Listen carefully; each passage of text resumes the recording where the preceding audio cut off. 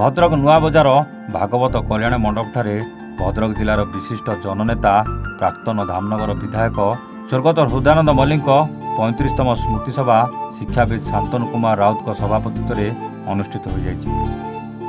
हृदानंद बाबू जड़े दरदी राजनेता थिले। से बन्या कबलित धामनगर निर्वाचन मंडलीर धामनगरवासी उन्नति लगी सदा चेष्टित थिले। से धामनगर निर्वाचन मंडलीर बहु उन्नयनमूलक कार्य करी सदा स्मरणीय होई रहिबे बोली विशिष्ट वक्ता माने स्मृति सभा स्मृतिचारण करथिले। एही स्मृति सभा प्राक्तन मंत्री प्रफुल्ल सामल, चांदवाली विधायक बोमेकेश राव, प्राक्तन सांसद मंजुलता मंडल, प्राक्तन विधायक मुक्तिकांत मंडल, राजेंद्र दास, जिला परिषद अध्यक्ष प्रफुल्ल जेना, वरिष्ठ नेता जगन्नाथ स्वाई, विदुलता नायक, देवीदत्ता महांती, देवहिती महापात्र, राजलक्ष्मी महापात्र, आईनजीवी दिव्य सिंह नायक, अजय नायक, ब्लॉक अध्यक्ष अवंती दास, प्राक्तन अध्यक्ष अशोक नायक, धामनगर एनएससी अध्यक्षा निवेदिता जेना, राधाराणी महापात्र, मलय जेना प्रमुख उपस्थित रही स्वर्गत मल्लिक फटोचित्र पुष्पमाल्य दे श्रद्धांजलि अर्पण करथिले।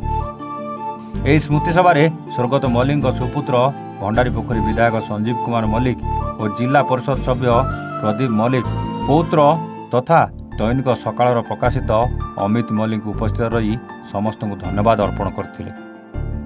स्वर्गत हृदानंद मल्लिक अण कांग्रेस राजनीतिर जड़े तुंग नेतृत्व थिले एवं से अभिभक्त बालेश्वर जिले में जनता दलर प्रेसिडेंट थिले एवं धामनगर निर्वाचन मंडली बहुत थर विधायक भाव से जीति प्रतिनिधित्व करछंती एवं तांकर जो राजनैतिक समय रे से अनेक विकासमूलक काम धामनगर निर्वाचन मंडली पाई करछंती।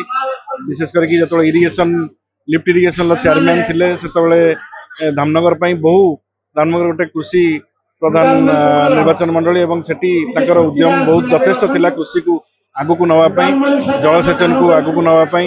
विशेष करके जो बन्यांचल धामनगर बन्या प्रपीड़ित अंचल से अंचल को किभली भाव में आगु को नहीं हब डेवलपमेंट करी हब तापाई तांकर यथेष्ट उद्यम थिला। तांकर बहु शुभाकांक्षी आज ये 38तम साध अवसर में उपस्थित अछंती, तांको मने पकाउछंती एवं तांकर जो अनुपस्थित आज मध्य भद्रक जिले में बारी ही पड़ुछि।